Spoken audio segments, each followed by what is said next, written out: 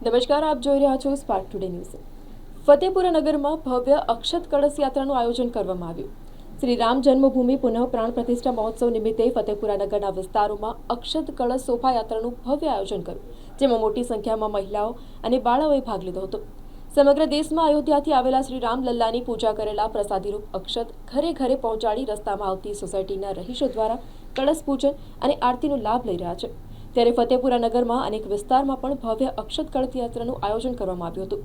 આ પૂજિત અક્ષત કળશ યાત્રા ફતેપુરાના રામજી મંદિરથી નીકળી અને સમગ્ર ફતેપુરા નગરના માર્ગો ઉપર ફરી રામજી મંદિરે સમાપન કરાયું હતું।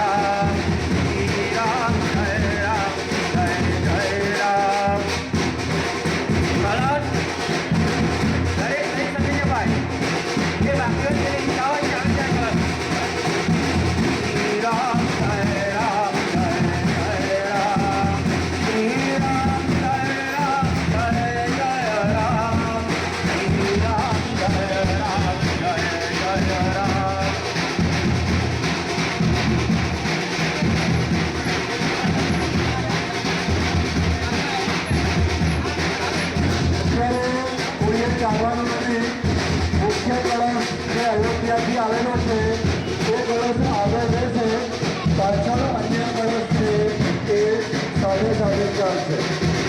એ સૂચના છે જણાવીશું। અયોધ્યાથી જે